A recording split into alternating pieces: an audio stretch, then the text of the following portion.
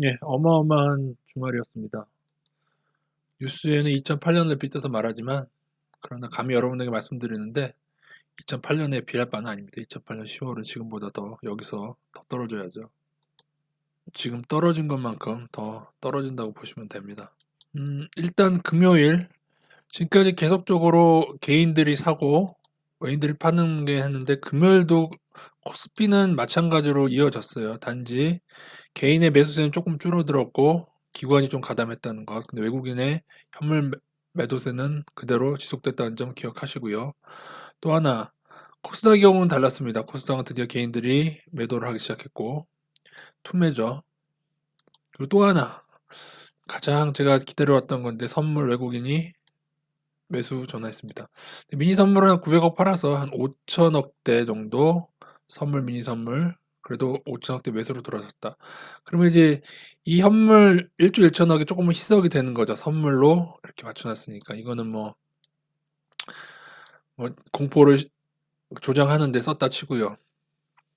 그리고 또 하나 지난밤 금요일 밤에 다우 나스닥 9%가량 폭등해서 이제는 반등 장세로 간다고 보셔야 될 것 같습니다. 그래서 잠깐 올해 들어서 코스피 코스닥 개인들 얼마나 썼나 봤을 때 코스피 15조 원, 외국인은 한 10조 원가량 팔았고요. 기관 올해 1월부터 현재까지 코스피입니다.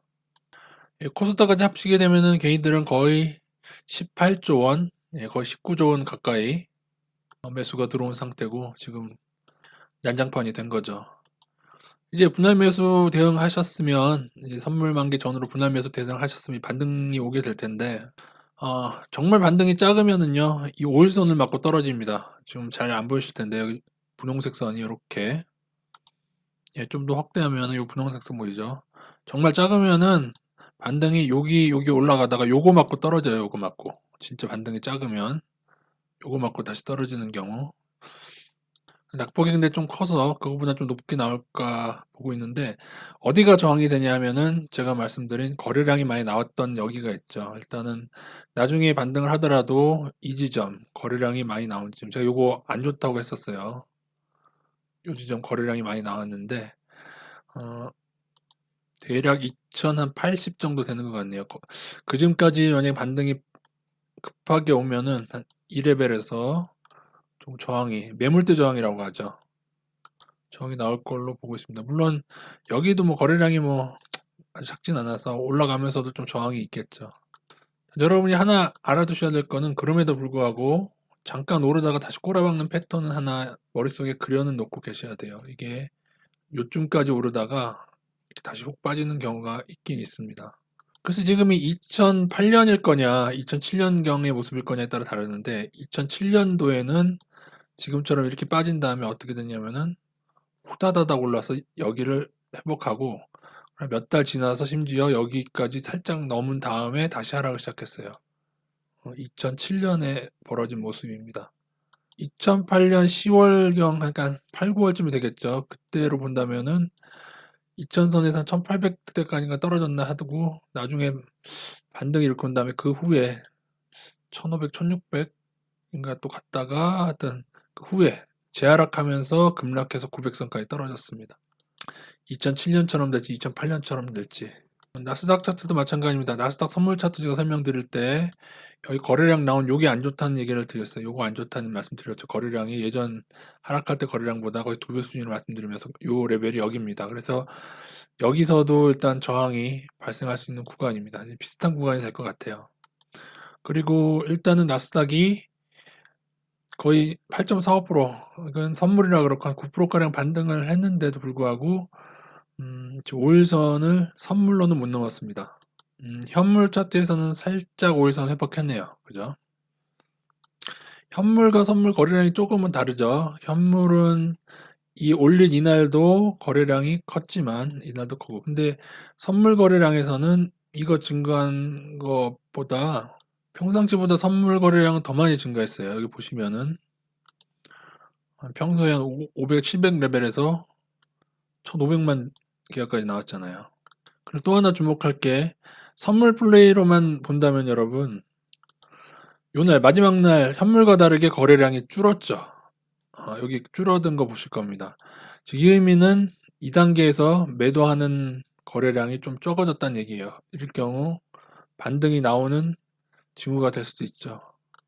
이때는 많이 떨어졌는데도 여기서는 매도를 치는 애들이 이만큼이나 많이 있었고, 어차피 매수 매도 같지만은 매도를 치는 애들이 여기서 이렇게 쉽지 않거든요. 여기서 이렇게 많이 떨어진 데서. 근데 여기서는 좀 줄어들었다, 다행히. 그럼 선물 플레이에서 또 하나 봐야 될 것은, 근데 만기가 아직 끝나지가 않았어요. 우리나라 만기는 끝났는데 나스닥 만기는 3월 20일입니다. 그래서 뭐 이거는 글쎄요, 확실치는 않으나, 만약에 달러 주포들이 나스닥 만기 하락을 엄청나게 쳐놨다면 3월 20일까지는 약간은 지긋하게, 많이까지는 아니더라도 조금은 20일 정도까지는 한번 눌러줄 가능성은 염두에는 두시기 바라겠습니다. 아니면 반등이 크지 않을 가능성 이후에. 물론 또 근데 모르긴 하죠. 여기서 또 다 개인들이 마진콜 당하고 그렇게 해서 처분이 됐냐 안 됐느냐의 문제인데, 그거는 지금 알 수는 없어요, 사실. 주포들의 하방이 중간에 다시 하방 친 게 상방으로 처분이 됐을 거냐, 뭐 거래량이 계속 나왔기 때문에 어떻게 예단할 수는 없는데, 그래도 만약 하방이 남아있다면 조금 지그시 누를 가능성도 염두에는 둬야 될 것 같습니다. 나스닥 선물 플레이가 컸다면은 어쩌면은 20일 이후에 조금 많이 올릴 가능성도 염두에 둬야겠죠. 그럴 경우에는 반드시 우리나라 증시의 코스피 선물의 외국인 매수가 저는 상당히 많이 늘어날 걸로 보고 있습니다. 그래서 몇 가지 포인트, 거래량으로 말 수 있는 포인트, 여러분 이거 사실 저도 책 보고 배운 거 아니고요, 여러분. 제가 매매하면서 숱한 경험 가운데 제가 얻게 된 지식들이니까 잘 알아두시고, 특히 매물 때는 쉽죠. 매물 때는 쉬운데 이것도 캐치를 잘 못하는 경우가 많고, 선물 플레이 경우에 만기랑 이거 보는 거예요. 해외 선물 하시는 분도 꽤 되는데, 해외 선물 여러분 레버리지 크게 쓰면 무조건 죽습니다. 제가 나중에 해외 선물에 왜 해외 선물 레버리지 크게 쓰면 죽는지 그거 말씀드릴게요. 저도 많이 죽어봐서. 그래서 ETF를 좀 활용하시는 게, 좀 금액을 작게 하시는 게 좋죠. 근데 ETF는 좀 반영이 제대로 안 된다는 문제가 있긴 있습니다. 이게 주식은 난리 난 통에 채권은 어땠나 한번 볼까요? 채권은 의외로 매수가 됐습니다. 그러니까는 주식의 이런 외국인의 매도가 한국 자체를 이탈하려는 조짐은 아니다라는 게 채권상에서는 좀, 3월 중에만 3.2조 원 외국인이 우리나라 채권을 순매수했습니다. 그래서 엑소더스는 아직 아닌 것 같습니다. 채권 동향으로 볼 때요. 이번 주는 이제 반등장을 좀 즐기시면서 두 가지 태도를 다 가지고 계셔야죠. 나스닥은 버블이기 때문에 어쩌면 올리다가 다시 꼬라박을 수 있는 그런 거는 늘 생각을 하고 계셔야 돼요. 버블이 크기 때문에. 그래서 향후 또 이평선이 깨지게 되거나 하면은 좀 조심하도록 하고요. 일단 향후 상승할 수 있는 긍정적인 측면만 몇 개 말씀드려보면은, 첫째, 우리나라도 그렇게 추가 금리 인하 하겠죠. 그리고 또 하나는 미국이 양적 완화를 시행할 가능성이 큽니다. 물론 저는 양적 완화를 예전에 뭐 중단한다 어쩐다 그걸 믿지는 않습니다. 저는 뒷구멍으로는 계속 찍어내고 있을 거라고 믿고 있어요, 미국. 어쨌든 이제 양적 완화를 증가하는 거를 좀 중단했던 바 있는데 아마 그걸 다시 시작할 가능성이 크고요. 그리고 또 하나는, 이 점은 어떻게 보면 상당히 우리나라에도 긍정적일 수가 있는데, 그것은 코로나 사태로 인해서 미중 무역 전쟁을 완화하는 겁니다. 관세들을 다시 철폐하고, 그렇게까지 되면은 또 분위기가 급반등할 가능성도 있습니다. 지금 조금 오르다 다시 꼬라박을 거냐, 아니면 2007년처럼 또 크게 오를 것이냐, 아니면은 이렇게 쌍바닥 하더라도 또 나중에 이렇게 많이 좀 올라서 여기를 가는 둥 마는 둥 할 것이냐에 대해서는 어쨌든 어느 정도 반등은 오리라고 보고 있고요. 단 제가 누누이 말씀드린 바와 같이 나중에 약간 꾸물거리면서 옆으로 갈 때 이 장기 추세를 옆으로 가면서 깨게 되죠. 반등이 오든 어떻든 간에 전고점을 넘고 여기를 이 빨간 선을 지지해서 이렇게 계속 가지 못하고, 반등은 오는데 옆으로 가면서 여기를 깼다, 이 장기 추세를 깼다, 그럼 저희는 반드시 준비할 거라고 말씀드렸습니다. 나스닥 하방이요. 2007년처럼 반등이 많이 올 것이냐, 아니면 2008년처럼 반등이 조금 오다가 다시 꼬라박을 것이냐, 그것은 알기는 쉽진 않나. 일단은 외국인의 매도 강도를 봤을 때 2008년 폭락 거의 50조 원 가까이 있은 후에 나온 폭락이었고, 지금의 매도 강도보다는 조금 더 세죠.